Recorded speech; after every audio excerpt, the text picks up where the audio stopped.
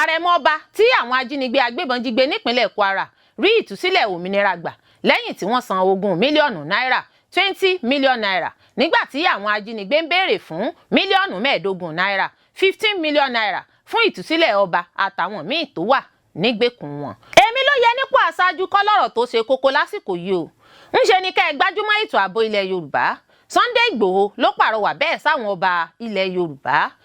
Àwọn gbajúmọ̀ olórin ẹ̀mí àtàwọn olólùfẹ́ Omijé Ojúmi ṣètò ayẹyẹ ìdágbére fún un ní Kwara láì náání àṣẹ tí ẹbí rẹ̀ pa lórí ìsìnkú rẹ̀. Lẹ́yìn tó jáde làhámọ, Portable kéde orúkọ tuntun tí wọ́n ó máa pè é. Àjọ Otẹlẹmuyẹ DSS tú Pásítọ Ogun àti àwọn alabaṣiṣẹpọ rẹ̀ sílẹ̀ lẹ́yìn igbe àwọn aráàlú. Ó mà ṣe o, èèyàn 11 pàdánù ẹ̀mí wọn, èèyàn 7 farapa nínú ìṣẹ̀lẹ̀ ìjàmbá ọkọ̀ tó wáyé nípínlẹ̀ Ẹdó. Olórí Olúwaṣìndáráyọ̀ nínú ayé tèmi ni oníròyìn yín. Ẹ gbọ́ àtúpalẹ̀ àwọn ìròyìn náà lẹ́kùnrẹ́rẹ́. Ẹ káàbọ̀ sí ìkànnì Drive TV. Fún ìgbà àkọ́kọ́, ẹ gbìyànjú láti like, share, subscribe kẹ́ ẹ lè máa gbádùn wa lóòrèkóòrè. Arẹmọ Ọba tí àwọn ajínigbé-agbébọn jí gbé nípínlẹ̀ Kwara rí ìtúsílẹ̀ òmìnira gbà lẹ́yìn tí wọ́n san ogún mílíọ̀nù náírà 20 million naira nígbà tí àwọn ajínigbé ń béèrè fún mílíọ̀nù mẹ́ẹ̀ẹ́dógún náírà 15 million naira fún ìtúsílẹ̀ ọba àtàwọn míì tó wà nígbèkùn wọn. Ọmọọba oníwo ààfin Ọba Simeon tí àwọn ajínigbé-agbébọn jí gbé níjọba ìbílẹ̀ Ìfẹ́lódùn nípínlẹ̀ Kwara ti rí ìtúsílẹ̀ òmìnira gbà lẹ́yìn tí wọ́n san ogún mílíọ̀nù náírà 20 million naira owó ìtanràn. Olùfarakásá ọ̀hún tí wọ́n pe orúkọ rẹ̀ ní Ọláolú tó tún jẹ́ àgùnbánirọ̀ ni wọ́n ṣe bẹ́ẹ̀ tú sílẹ̀ lọ́jọ́ Ajé Monday nígbà tí bàbá rẹ̀ àti àwọn olùfarakásá míì tí wọ́n jí gbé sì tún wà nígbèkùn àwọn ajínigbé-agbébọn. Mọ̀lẹ́bí kan tó bá àwọn akọ̀ròyìn Punch Metro sọ̀rọ̀ lọ́jọ́ Ìṣẹ́gun Tuesday tó ní kán forúkọ bo òun láṣìírí fìdí ìṣẹ̀lẹ̀ náà múlẹ̀. Ó sọ wípé ọmọ ọba lọ́kùnrin náà ti jẹ́ títú sílẹ̀ lẹ́yìn ìdúnàdúrà tó lóòrìn pẹ̀lú àwọn ajínigbé náà. Ẹni náà sọ wípé lóòótọ́ ni Àrẹ̀mọ ti jẹ́ títú sílẹ̀ lówùúrọ̀ ọjọ́ Ajé Monday lẹ́yìn tí àwọn san ogún mílíọ̀nù náírà 20 million naira. Ó ní ìletò àwọn adaranjẹ lágbègbè Òrékè níjọba ìbílẹ̀ Ìfẹ́lódùn ni wọ́n já sí. Láti bẹ̀ ni wọ́n ti mú lọ ibùdó ológun ní Òrékè níbi tí wọ́n ti ké sí àwọn. Gẹ́gẹ́ bí ẹni náà ṣe wí, Ọláolú tí ń gba ìtọ́jú lọ́wọ́ torí àìlera rẹ̀ lọ́gbà ilé ìwòsàn kan tí wọ́n forúkọ bò láṣìírí. Ẹ̀wẹ̀, gẹ́gẹ́ bí ìròyìn tó tẹ̀ wá lọ́wọ́, orí adé ọrùn ìlẹ̀kẹ̀ náà Ọba Simeon Ọlánìpẹ̀kun pẹ̀lú àwọn olùgbé ìlú míì tí wọ́n jí gbé sí wà lákàtà wọn bí àwọn ajínigbé-agbébọn ti ń béèrè fún mílíọ̀nù mẹ́ẹ̀ẹ́dógún náírà 15 million naira owó ìtanràn tí wọ́n gbà tẹ́lẹ̀ fún ìtúsílẹ̀ rẹ̀. Èmi ló yẹ nípò aṣáájú kọ́ lọ́rọ̀ tó ṣe kókó lásìkò yìí o. Ńṣe ni kẹ́ ẹ gbájúmọ́ ètò ààbò ilẹ̀ Yorùbá. Sunday Igboho ló pàrọwà bẹ́ẹ̀ sáwọn ọba ilẹ̀ Yorùbá. Gbajúmọ̀ ajàfẹ́tọ̀ọ́ ọmọnìyàn tó ń pè fún ìdásílẹ̀ Yorùbá Nation Sunday Adéyẹmọ tí ọ̀pọ̀ mọ̀ sí Sunday Igboho ti rọ àwọn ọba ilẹ̀ Yorùbá láti fi ìmọ̀ ṣọ̀kan lójúnà láti gbógun ti àìsí ààbò tó ń bá ilẹ̀ Yorùbá fínra. Igboho ní àwọn ọba nílò láti gbé ìfàǹfà tó bá ń wáyé láàrin ara wọn tì lásìkò yìí kí wọ́n sì fọwọ́sowọ́pọ̀ lójúnà àti mú ìdàgbàsókè bá ilẹ̀ Yorùbá. Igboho nínú àtẹ̀jáde kan tó fi léde lọ́jọ́ Ìṣẹ́gun Tuesday sọ pé kì í ṣe ohun ìwúrí rárá pé àwọn lọ́balọ́ba ilẹ̀ Yorùbá tí ipò wọn ṣe pàtàkì sí ìtàn ilẹ̀ Yorùbá ń bá ara wọn fa onírúurú wàhálà tó ń fa awuyewuye nílùú káàkiri. Ó sọ èyí látàrí ìfàǹfà tó ń wáyé láàrin Olúbàdàn ilẹ̀ Ìbàdàn Ọba Rashidi Ládọjà àti Aláàfin ìlú Ọ̀yọ́ Ọba Akeem Owade lórí ipò alága àwọn lọ́balọ́ba ìpínlẹ̀ Ọ̀yọ́. Igboho lóhùn wòye pé àwọn lọ́balọ́ba ilẹ̀ Yorùbá ní àwọn nǹkan tó ṣe pàtàkì láti mójútó bí wọ́n ti ń bára wọn fa wàhálà lórí ipò lọ. Ó ní wọ́n nílò ìfọwọ́sowọ́pọ̀ láti kojú bí àwọn agbébọn, àwọn agbésùnmọ̀mí tí wọ́n ń fi àwọn igbó ọba, àwọn igbó tó wà lẹ́kùn gúúsù ìwọ̀ oòrùn tó jẹ́ ti ilẹ̀ Yorùbá ṣe ibùgbé. Ó wá rọ àwọn ọba náà láti ṣe ara wọn ní irinṣẹ́ ìṣọ̀kan àti ìdàgbàsókè ètò ọrọ̀ ajé kí wọ́n ṣiṣẹ́ pọ̀ láti dáàbò bo àwọn èèyàn wọn lọ́wọ́ ìkọlù àwọn agbébọn dípò jíjà sí ipò. Bákan náà ló tún pè fún ìdásí àwọn olórí ilẹ̀ Yorùbá míì bíi Ọọ̀ni Ilé Ifẹ̀, Ọba Ẹnìtàn Adéyẹyè, Ògúnwùsì àti Olúgbọ̀n ti orílẹ̀ Ìgbọ̀n Ọba Francis Olúṣọlá Àlàó láti dá sí ọ̀rọ̀ ipò alága àwọn lọ́balọ́ba tó ń fa awuyewuye náà.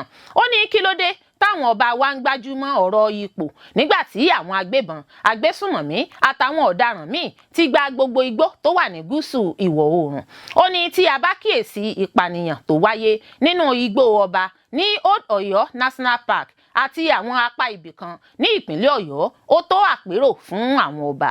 Ìgbòho ní láì fi ti ipò ṣe, àwọn ọba ní láti mú ètò ààbò lọ́kùnkúndùn tako gbogbo àwọn tó ń da ilẹ̀ Yorùbá láàmú. Bákan náà ló ní wíwà ní ìṣọ̀kan àwọn ọba aláyé náà ni yóò mú ìdàgbàsókè bá ilẹ̀ Yorùbá. Ó ní kì í ṣe ohun tó bójúmu ní láti máa jà sípò nígbà tí àwọn aráàlú tí wọ́n jọba lé lórí pàápàá àwọn àgbẹ̀ tó wà láwọn ìlú kéréje ń kojú ìpànìyàn ní gbogbo ìgbà. Àwọn gbajúmọ̀ olórin ẹ̀mí àtàwọn olólùfẹ́ Omijé Ojúmi ṣètò ayẹyẹ ìdágbére fún un ní Kwara láì náání àṣẹ tí ẹbí rẹ̀ pa lórí ìsìnkú rẹ̀. Ẹsẹ̀ ò gbèrò níbi ayẹyẹ àṣálẹ́ orin àti ìdágbére tí wọ́n ṣètò rẹ̀ fún gbajúgbajà olórin ẹ̀mí ní Ajínrere Bùnmi Akínàánú tí gbogbo èèyàn mọ̀ sí Omijé Ojúmi. Ètò náà tó wáyé ní gbọ̀ngàn ìjọ ECWA tó wà ní agbègbè Challenge ní ìlú Ìlọrin, olú ìlú ìpínlẹ̀ Kwara, níbi tí ọ̀gọ̀ọ̀rọ̀ àwọn olórin ẹ̀mí nípínlẹ̀ Kwara àti láwọn ìpínlẹ̀ míì ti péjú. Nínú ọ̀rọ̀ rẹ̀, ọ̀kan lára àwọn olólùfẹ́ rẹ̀ tó gbé ètò náà kalẹ̀, Pásítọ Israel sọ pé títí láé làwọn yóò máa ṣe ìrántí Omijé Ojúmi. Pásítọ Israel sọ pé ikú rẹ̀ bá wọn lójijì pẹ̀lú àlàyé pé kì í jìnnà sí ìlú Ìlọrin tó sì kó gbogbo àwọn olórin tó ṣẹ̀ṣẹ̀ ń dìde mọ́ra. Lásìkò tó ń bá àwọn akọ̀ròyìn sọ̀rọ̀, gbajúmọ̀ olórin ẹ̀mí Ajínrere Elijah Akíntúndé tí ọ̀pọ̀ èèyàn mọ̀ sí Ọlọ́run ò sọ bẹ́ẹ̀ sọ pé olóògbé náà jẹ́ èèkan nínú olórin ẹ̀mí táwọn ò gbọdọ̀ má bu ọlá fún.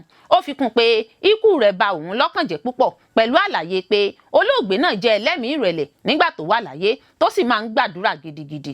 Ó fi kún pé olóògbé náà kì í fojú di ènìyàn rárá, ó sì jẹ́ onígbàgbọ́ òdodo. Nínú ọ̀rọ̀ wọn, àwọn olórin ẹ̀mí míì Táyé àti Kẹ́hìndé Adégbòdù sọ pé àdánù ńlá ní ikú Omijé Ojúmi jẹ́ lágbo àwọn olórin ẹ̀mí. Lásìkò tó ń wàásù níbi ètò náà, Wòlíì Sámíníye láti ìlú Ìbàdàn ní ìpínlẹ̀ Ọ̀yọ́ sọ pé àkókò olórin ẹ̀mí náà ló tó. Ó wá gba àwọn olórin ẹ̀mí tó kù ní ìmọ̀ràn láti gbé ilé ayé ṣe rere. Ó ní Omijé Ojúmi ti lapa rere ní ilé ayé pẹ̀lú orin rẹ̀ tó mì gbogbo ayé títì tí wọ́n pè ní Omijé Ojúmi. Ọ̀gọ̀rọ̀ àwọn olùbánikẹ́dùn tó wà níbi ètò náà ni wọ́n sọ nípa ìgbésí ayé olóògbé. Ọ̀pọ̀ èèyàn ò tiẹ̀ lè pa ẹkún mọ́ra tí wọ́n sì ń bú sẹ́kún lásìkò kíkọ orin ìdágbére àti títan àbẹ́là fún olóògbé náà. Lásìkò tó ń sọ̀rọ̀, olórin ẹ̀mí Bùnmi Táíwò láti ìlú Ìbàdàn ní àwọn ò lè gbàgbé Bùnmi Akínàánú Omijé Ojúmi fún ipa ńlá tó kó nídìí iṣẹ́ orin ẹ̀mí. Ètò títan àbẹ́là àti ọ̀rọ̀ ìwúrí àti ìmúlọ́kànle ni wọ́n fi parí ètò náà pẹ̀lú àkànṣe àdúrà fún ọmọ olóògbé àti ìdílé rẹ̀. Ọ̀pọ̀ àwọn olórin ẹ̀mí tó wà níbi ètò náà ni wọ́n ń kọrin lọ́lọ́kan òjọ̀kan láti fi ṣe ìdárò akẹgbẹ́ wọn. Ètò náà làwọn olórin ẹ̀mí ní ìpínlẹ̀ Kwara àti àwọn tó jẹ́ olólùfẹ́ gbajúmọ̀ orin ẹ̀mí náà ní ìpínlẹ̀ Kwara ṣètò rẹ̀ fún olóògbé láti fi ṣe ìmọrírì ìgbé ayé rẹ̀. Tẹ́ ò bá gbàgbé, gbajúmọ̀ olórin ẹ̀mí Bùnmi Akínàánú tí gbogbo èèyàn mọ̀ sí Omijé Ojúmi jáde láyé lọ́jọ́rú Wednesday ọjọ́ 14 oṣù kìíní ọdún 2026. Lẹ́yìn tó jáde láhàámọ́, Portable kéde orúkọ tuntun tí wọ́n ó máa pè é. Ṣé orúkọ tó bá wuni là ń jẹ́ lẹ́yìn odi? Bó sì jẹ́ nínú ìlú ẹni náà ni èèyàn ti fẹ́ pa orúkọ dà, kò sí ọlọ́pàá tó mú èèyàn sí i. Ohun tí Portable, gbajúmọ̀ wèrè olórin tí orúkọ rẹ̀ gan jẹ́ Habib Òkìkíọlá Badmus, ṣe báyìí nìyẹn. Olórin tàkasúfèé náà ló kéde pé káwọn èèyàn máa pe òun lórúkọ tuntun lẹ́yìn tó ti àhámọ́ ìjọba dé lọ́jọ́ Ajé Monday. Portable kéde rẹ̀ pé innocent, ìyẹn aláìṣẹ̀, ni káwọn èèyàn máa pe òun báyìí gẹ́lẹ́ tó ti kóòtù dé tí wọ́n gbọ́ ẹjọ́ rẹ̀ ló kéde orúkọ náà. Nínú fọ́nrán fídíò kan lórí ayélujára ìkànnì Instagram níbi tí àwọn èèyàn kan ti rọ̀gbà yíká tí wọ́n sọ pé wọ́n parọ́ mọ́ ni, tí àwọn èèyàn náà ń pè ní innocent tí wọ́n sì ń kí i káàbọ̀. Bí wọ́n ṣe ń kí Portable wèrè olórin káàbọ̀ nínú fọ́nrán fídíò náà ni òun náà sọ fún wọn pé kí wọ́n pe òun ní orúkọ tuntun. Bẹ́ẹ̀ ni Portable wí tí àwọn tí wọ́n jọ wà níbẹ̀ sì ń pariwo innocent.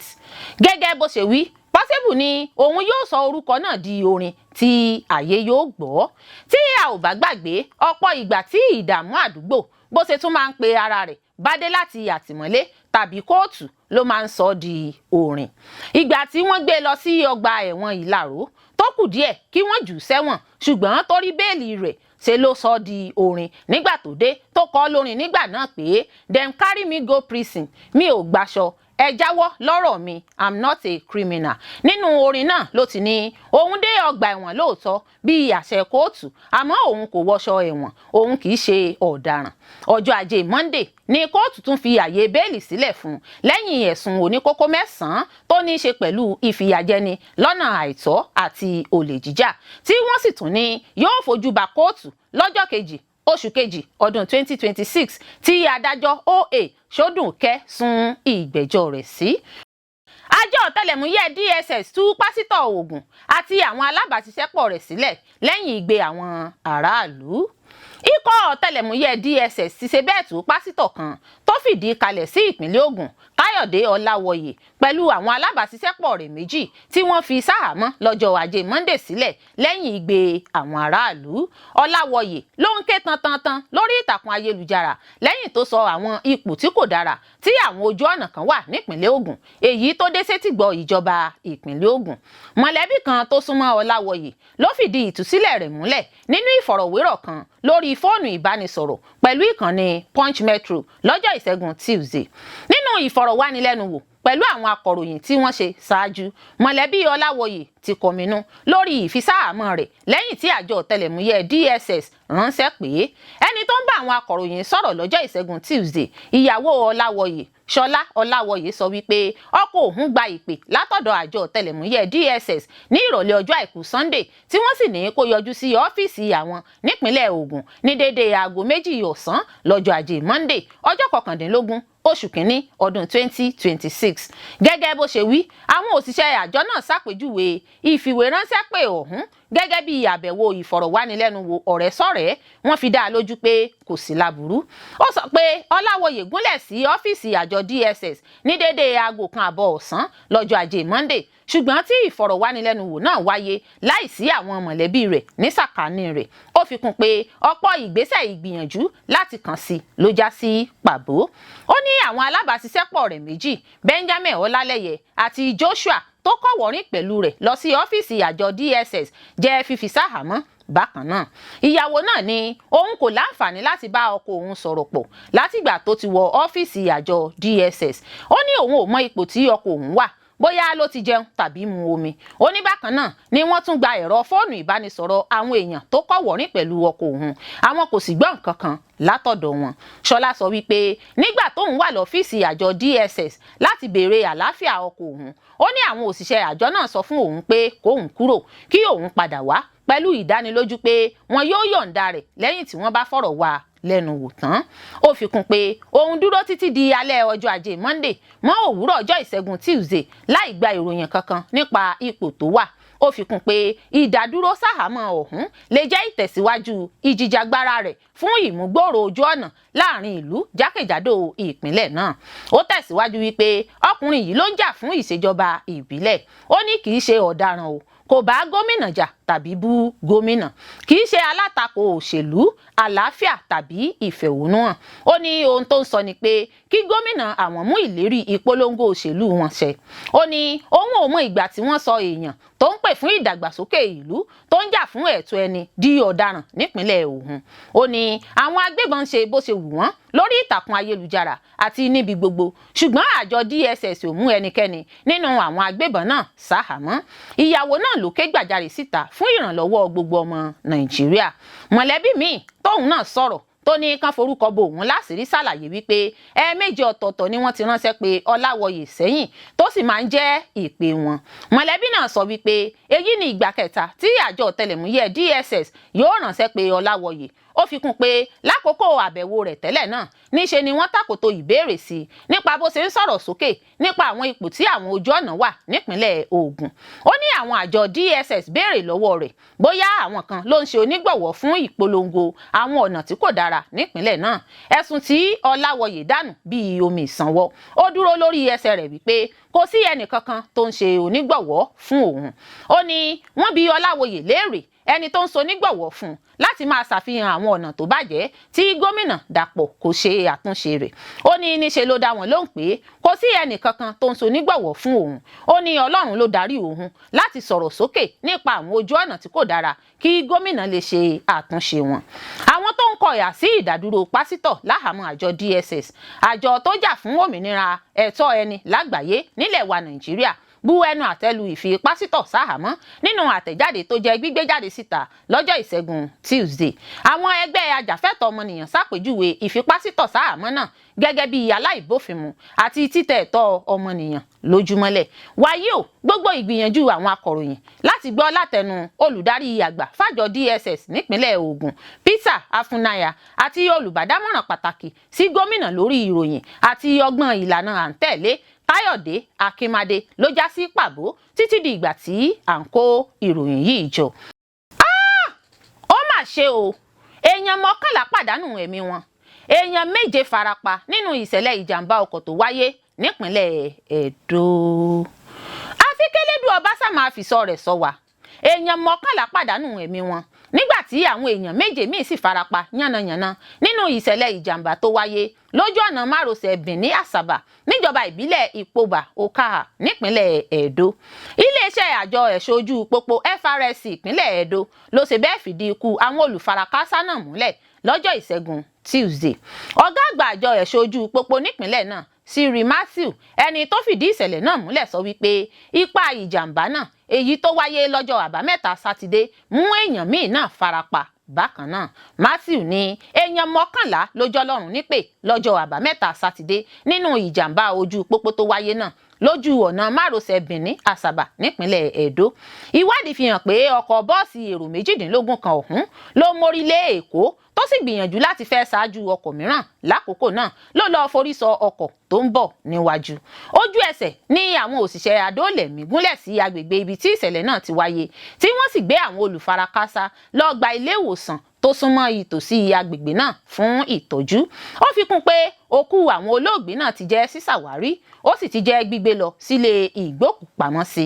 Ọ̀gá àgbà àjọ ẹ̀ṣọ́ ojú pópó FRSC ṣèkìlọ̀ fáwọn awakọ̀ tako sísáájú ọkọ̀ lọ́nà tó tako òfin, ìwàkuwà ọkọ̀ àti sísáré àsápajúdé láì bìkítà. Ó tẹnumọ́ pé gbígbọ́ràn títẹ̀lé òfin ìlànà ojú pópó jẹ́ ọ̀kan ṣoṣo gbòógì láti dènà ìjàmbá lójú pópó. Kò ṣàìrántí lọ́jọ́ Ìṣẹ́gun Tuesday pé awakọ̀ bọ́ọ̀sì kékeré kan ṣe bẹ́ẹ̀ pàdánù ẹ̀mí rẹ̀ nínú ìjàmbá ọlọ́pọ̀ ọkọ̀ tó wáyé níbi tí ọkọ̀ bọ́ọ̀sì Tata àti ọkọ̀ bọ́ọ̀sì kékeré ti farakásá ìjàmbá ní Independence Tunnel Maryland lójú ọ̀nà Ìkòròdú.